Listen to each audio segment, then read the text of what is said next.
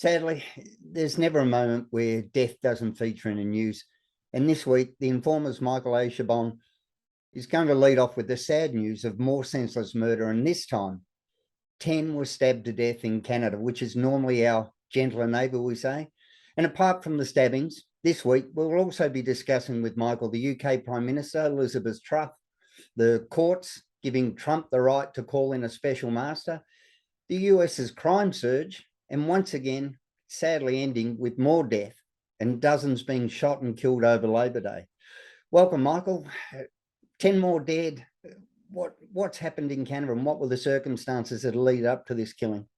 Yeah, Canadians are known as peacekeepers. We're known as generally center folks, forgiving. We pride ourselves in maple syrup, which is majority sugar, and holding hands. And this is very sad news. It's not typical for us. There is a place called Weldon and James Smith Creek First Nations, which is an Aboriginal compound, if you wish, or a state where a location where they are able to live, and they own their own land and they live together there. It's near Prince Albert, Saskatchewan, and now it is Canada's worst mass killing. It's unspeakable violence. People who were there said it looked like a war zone. Two individuals, brothers, they stole a car and they went from house to house, kicking doors in at like 6 a.m. 10 people were fatally stabbed, 18 injured, and that was just on the Sunday. 13 are still on hospital, and 13 crime scenes dot this unfortunate location. 77 is it gets a little bit much when you see the news. There was a 77-year-old woman who was pleading for her grandkids' life, and she was stabbed. This was all done with stabs. This was all done with knives in front of her children. Some people were lying in peace, it was described. Here are these people in bed sleeping and stabbed to death. They were saying that some were targeted, some was random. And James Smith Creek First Nation is about 3,000 miles from Toronto, if you know where Toronto is.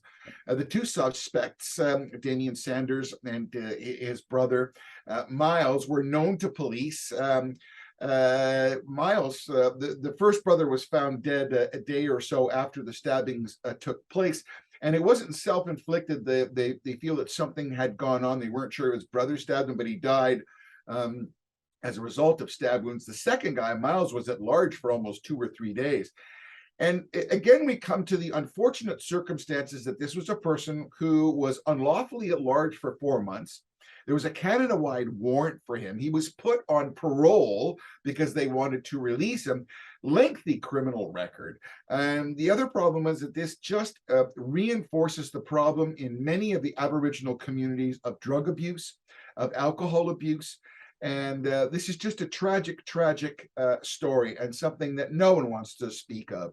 And it was terrible news, and particularly over Labor Day weekend, when people in the States are barbecuing, they're going to football games, and we're going places and pools and exhibitions, etc. And you hear news like that, it's absolutely disturbing. But at least both of them are caught, so those people in that northern area can rest assured that justice will be served. Yeah, I think it's even more impactful when it happens in a small, tight community, as it did.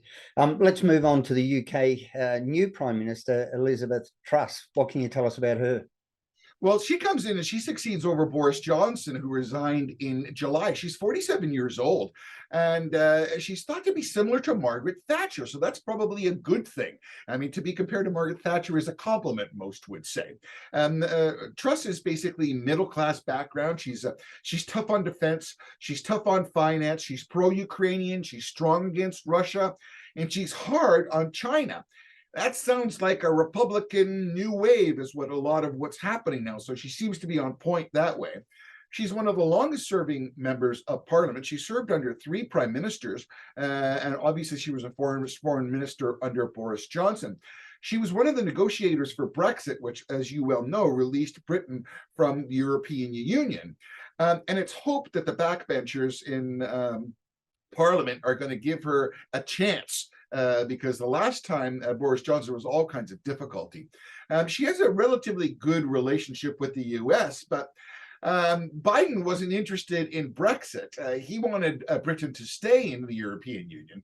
I don't think he fully understand or didn't want to understand the economic and the stuff was being put on Britain from Brussels. And Britain wanted to be able to determine their own destiny. If you recall, they weren't able to determine who can come into their borders or not. There was work problems, etc.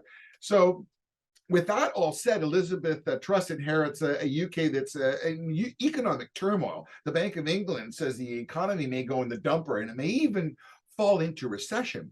Electricity bills, something as rudimentary as turning on the lights, oil for your fish and chips, the cost of flour, the cost of potatoes. Some of these things have tripled in England, and it's a huge problem. So she needs to be able to counter that and the energy crisis. So when she said hello as the prime minister at 10 Downing Street, she proposed a £100 billion spending package that will hopefully reverse those energy costs, lower some taxes, and strengthen the investment in their healthcare system, which is another thing that needs a little bit of aiding. Liz Truss now is she's the third female prime minister in the United States, in the UK, I should say, and she's the fourth prime minister since Britain left the European Union. Now you think about that for a second, right? And Boris Johnson, the man with the bad hair who will never leave, said that he may return as a backbencher. So that will be kind of interesting. Truss went to Scotland, of course, to meet with the Queen and receive her acknowledgement. This is the 14th prime minister that the Queen Elizabeth has received, and she is the longest standing monarch in the world at 96 years old. And you can see on her hands there was very dark skin stains. Unfortunately, I think the Queen is starting to feel her age, but quite something. We have great reverence for her. I know there are many monarchists in Australia as well who very much appreciate the Queen. There are others who don't, and I get that as well. But one has to respect the longest reigning monarch in the world, and we'll see if Liz will be able to get the support of Britain to be able to turn that around. But a tough spot to be put in, tough spot. Yeah, whether you're a monarchist or a Republican, Michael, I think you must admire a woman, 70 years of service, as you said, to seeing 14 prime ministers. Just an incredible lady, whether you believe in the institution or not. You can't go past her service. Now, there's certain things in life that you respect. Yeah. I'm not sure I would suggest she appears on your dollar or on your money. She appears on ours as well. And that's not something that I take offense of as a Canadian. I don't take offense at that. That's part of our history. That's something that you respect because it's part of your history. It's not as if that what the Queen says we all do. It's out of respect. And I think somehow in today's society, particularly with our youth, they want to throw everything out that was past and present. They want to change everything and modernize everything. Sometimes there's certain things that are good to remain in a league of respect, and something like the Queen, I think, is still worthy of it. I know we're probably going to get all kinds of emails because people are going to say, but it's just, I don't know. I'd love to see the Queen pulled over while she's driving a car, and when they ask her for her ID, she just shows them a coin. It's me. She was driving till she was like 82. She was in a green Range Rover when she was at the castle out there in Scotland. She was still taking care of her own stuff. She was still pretty determined. It reminds me of my grandmother, I should say. My grandfather still had the vinegar in her veins till her dying day. So yeah, it's a bit of swings and slides, or snakes and ladders, or it could be for the new PM there, like a hard, difficult time to come in with the challenges that she's facing. But then she has the bonus of, well, at least she's not as bad as Boris ended up. So, it's a good £100 billion rescue plan is going to put some immediate band-aids on things that are in grave need of attention. I don't think Boris Johnson was that liked when he left. Some would say that there are many untruths that he stated. There were certain things he was caught doing. Everybody's got to stay at home and wear masks, and then they have footage of him having a party out in Cascade drinking wine with the boys.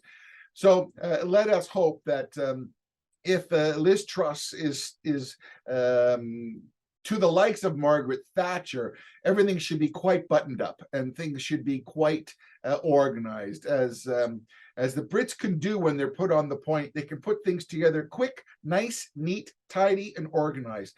I think that's what needs to happen, because the economic conditions of the world and what may be coming in Europe as well, I think it was fortuitous that they left. I thought Brexit was the smartest thing that they could do, maintain their financial independence, be able to determine what they can do with their borders. I think the European Union is going to have grave problems with Italy and Spain and Greece and all these other folks that are going to have problems paying for things. And now with Russia turning the gas and the oil off and the Ukrainian war still going on, or I should say the Russian aggression against Ukraine, Europe is going to have a bit of a problem. And I dare say I don't know where the euro is going to be in a couple of years. It's going to be a very tight situation. And if England can protect themselves, I think, you know, and that's the one beautiful thing of Australia. You guys are a land on your own. You determine your own destiny. You don't have to have anybody else influencing you. You make your own decisions. So. Yeah. Now, we started off with the shock that 10 killings in Canada is just something that's devastating in its own right. But now we talk about America over the Labor Day holiday. What's going on there, Michael? Well, America just had a crime surge. Over the Labor Day holiday, 205 people were shot fatally in the United States. 205 people. There was 491 who were injured by gun alone, right across. Now, don't forget, it's 300 million people. I get that. And there's probably, of the 300 million people, there's probably 400 million guns. But 7 died in Chicago. Within a 72-hour period in Philadelphia, 7 people were shot. 11 homicides in Baltimore alone. To this date, year to date, 234 police officers have been shot, with 45 of them killed. Now, there's been crime spikes in Baltimore, Chicago, St. Louis, Philadelphia. These are all progressive states. Progressives in the sense that they are Democrats, that they look at the rule of law in a completely different point of view. Defund the police, you know, I mean, it's reflective in that. And there's also some level from their conscience, they're embarrassed that much of the prisons and the legal system is fraught with a huge percentage of visible minorities, Blacks and Hispanics. And there is this feeling that that the law and the judicial system is looking upon them in a more focused point of view. What is unfortunate is that the facts bear out that people who create crimes are people that are in jail. So the Republicans in November the 8th are going to run on a very strong law and order scenario, because many people are leaving New York, they're leaving California, and going to the southern states where that kind of business doesn't go on. I mean, you're seeing elements now where, as a result of no cash bail, I mean, particularly in New York, where a criminal creates a crime, he's arrested by the police, he goes downtown, they take his picture, they put his fingerprints, and they let him go. And that's because what had happened was that they were stating that, oh, if you're saying that you're going to say that the guy has to post $5,000 in bail, meaning that someone has to either put up the money or a bail bondsman has to be responsible to return him when he's called in front of the magistrate or the judge. Oh, well, that means he has to pay a financial burden, and that's not fair because he can't afford that. He's poor. Well, if you're a criminal, probably you don't have money. That was part of the reason why bail was done, so you can keep the person behind the bars. So they're doing carjackings, smash and grabs. I mean, some of the attorneys general in California will not prosecute anybody under $1,000 worth of theft. So the cops don't come. So crime is going crazy. And as I said, many of them are leaving. There was one terrible story that happened over the Labor Day weekend. Again, I don't mean to be purporting bad news, but there was a kindergarten teacher who goes for a jog at 4 o'clock in the morning. She was abducted and she was found dead. They were able to find the suspect because he left some shoes behind, flip-flop shoes, and they were able to identify his DNA. How did they have his DNA? Well, he was serving a 24-year sentence for kidnapping, rape, multiple felonies. And they said, "Oh, we have to let him out." He was charged when he was 14 with a criminal offense and charged as an adult, and then I think it was 15 or 16 rape, so, and a bunch of other crimes. And this was the individual who did that, who was let out. And there is going to be a reckoning, I'm telling you, in November the 8th, that the American people want to be able to say, I want to go for a jog, I want to be able to have my business and not have stuff stolen. And people got to pay for what they do, and there's going to be a reckoning, Michael. It's going to happen. Now, the other thing that's made big news for anyone who's been following it, and they're framing it as a win by Trump, is his successful appeal to have what's called a special master appointed to examine the documents before the DOJ gets to go through them. That's right.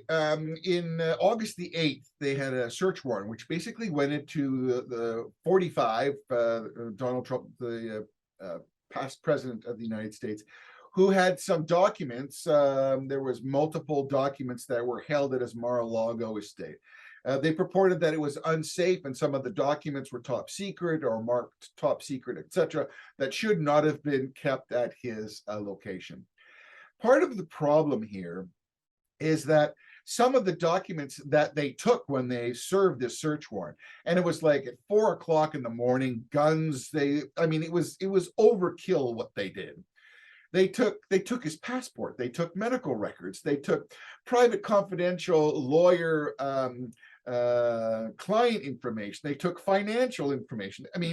They took stuff basically that wasn't necessary respective to what they were looking for. And what they were looking for were top secret documents, supposedly. Now, let's not for a minute think that Donald went around and said, geez, I'm going to put this stuff in a box, I'm going to take this box.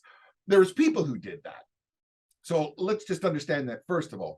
Second of all, serving a search warrant on a past president is a grave situation. And you look at that in certain other countries with grave suspect. So what had happened was, and also don't forget, you've got the January 6th thing going on right now still. So there was a lot of stuff that was taken that they believe was part of a fishing expedition. And the other point I wanted to bring up was, whenever you ask anybody from the Department of Justice, the DOJ or the FBI, about certain elements about a criminal activity that they're investigating, oh, we can't talk about that because it's currently under a criminal investigation. We can't talk about that. But all this stuff is being leaked to the left-wing media. Oh, that it's nuclear secrets. Oh, that it's Kim Jong-un love letters. And all this crap, if you'll pardon the expression, is being leaked by certain people within the DOJ. So it shows absolutely that this is a political move. So what Donald Trump's lawyers did was that they want an independent judge to be able to review this, to be able to decide if this is lawful.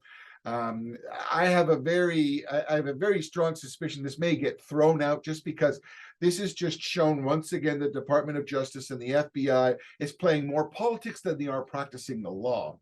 And again, what this has done, this has really fortified Donald Trump's base, particularly after Biden's speech the other day. Yeah. How long do they have before Donald Trump has to officially nominate? Will this be a hindrance to him if they don't get through it quickly? Actually, won't be a hindrance. If he is then an elected candidate, they couldn't move forward with that, just because of the fact that that would be in some sense.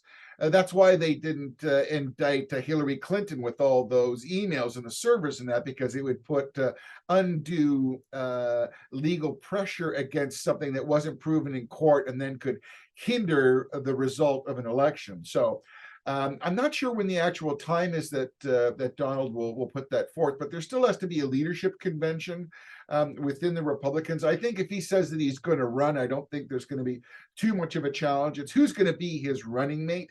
But this is completely backfired for the Democrats. What this has done is basically got them even more pissed off, because it's absolutely evident to anybody who wants to have an objective point of view. Okay, let's say he had documents that he shouldn't have. Let's accept that. Then let's come in and take these documents and take them away, put them in a secure area. But How many documents did President Obama have, or other presidents? And again, Donald Trump is put under an excessive microscope because of the fact that the Democrats have nothing to run on. They have nothing to run on. They can't do it. The economy's in the dumper. Gas is too expensive. People are going hand in mouth. The open border, 2 million immigrants are in illegally. It's a shambles. The woke society is now talking about educating kids at the age of 4 and 5 about gender assignment, and kids who are under the age of 18 can have a sexual reassignment without the consent of their parent. I mean, this is a wacky land that's happening, and the Republicans are going to come in and say, guys, we're going to change this. So the Democrats have nothing to run on. So it's all focus Trump, evil Republicans. I mean, it was pretty evident. I don't know if did you catch the speech that Biden did a couple of nights ago? Yeah, I did. It was fairly pointed.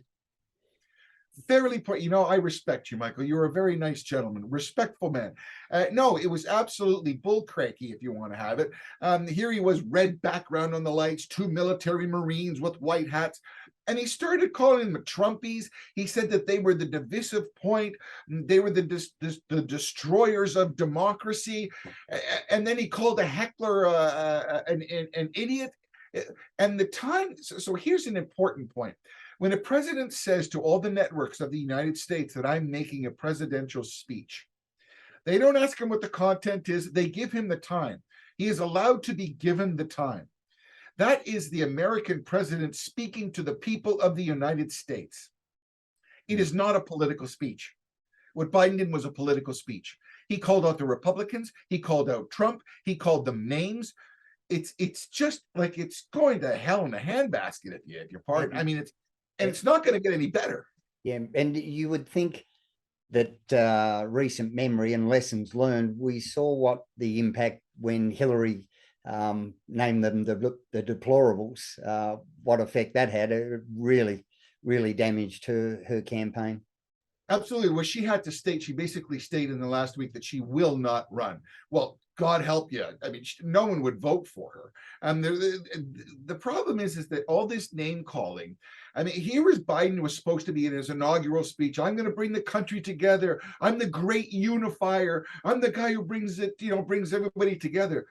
Unfortunately, the man is having cognitive problems. He's having problems answering questions, remembering names, speaking. I mean, if you go on YouTube and I think it's a Biden fumbles or etc. I mean, it's a very sad state of affairs. This poor man was put up to it, and because he was the guy that they thought, was going to save the country. And I don't know who's running America. I don't know who's writing those speeches, because he's making exactly the same mistakes. But what's going to happen November 8th is he's going to be a lame duck. They're going to lose the House, because they're basically one vote shy. They're going to lose the House. They're going to lose the Senate. He's going to have no ability to do anything or pass anything. And then the Republicans are going to show that they're going to close the border, and they're going to influence ICE and get these people out who are illegals. And just wait. When they start to see the pressure on their social systems, etc., it's going to be terrible, Michael. Well, just to finish with, and just quickly, we've only got a few minutes left. As a Canadian, as somebody, the northern neighbour of America, as an Australian, we had a mass shooting. We changed the laws that stopped. Canada has a lot of guns, a lot of guns, and for the exact reasons why the NRA in America says we should have them: sporting, hunting, all of those things.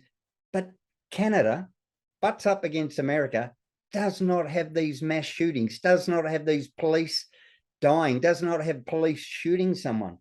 As a Canadian right next to this, what's the difference between Canada and America? Why do you think this phenomenon happens just next door to you?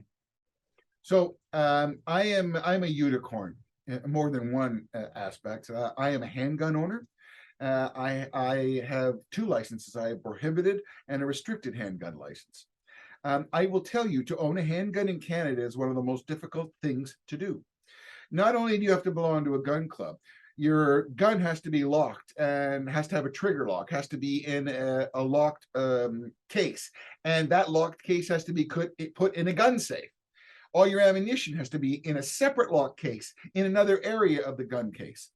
The people who own guns in Canada are the people west of Ontario, the farmers. Shotguns, small guns, hunters, etc. Handguns are an anomaly. They're usually owned by people in security systems, people who do money protection, etc. Handguns is a relative rarity in Canada. The majority of shootings that are done by criminals, by gangs, and by youth are done by guns that are brought in illegally from the United States. So they are illegal guns. Many of them are Glocks, which is the Israeli gun made of plastic. All those guns, some of those guns are going for $1,000 a gun and $200 a bullet, because you can't buy bullets in Canada if you don't have a gun license. You can't. And the other scenario is that Canadians, we're not a gun culture for all intents and purposes. In America, I can remember visiting people in Florida. Yo, Michael, don't forget to lock the glove compartment. I got myself my 45 in there, and it's loaded. And it's natural. Everybody has a gun. They have a gun at their nightstand, protection. Because in America, if you bust into somebody's house and you trespass, you're going to get shot because you're invading someone's house. We don't have that luxury in Canada. We live by different laws. I mean, if someone was to come and break into my house with a gun and I was to shoot them, I could be charged. I mean, it's asinine, but Canadians are not a gun culture. The majority of people who have fired guns have either been in the military or been involved in some elements of sport shooting. Handguns is an anomaly. But we still have grave shootings that go on. Many police and many people are shot, and these people are armed with stolen guns that come in illegally from the United States because it's so cheap to bring it in. Yeah. And as I said, the United States has a population of over 300 million. They have 400 million guns. It's almost 2 guns to a person in some places. And that's just the nature. It's, I believe it's the Second Amendment. I mean, you're allowed to protect yourself, right? All right. Well, Michael, Michael from another continent, we'll look forward and we'll hook up again next week. It's always a pleasure to talk to you, and thank you to all your viewers of The Informer. It's a pleasure to speak to Australia. Thanks again, Michael. Take care, Michael.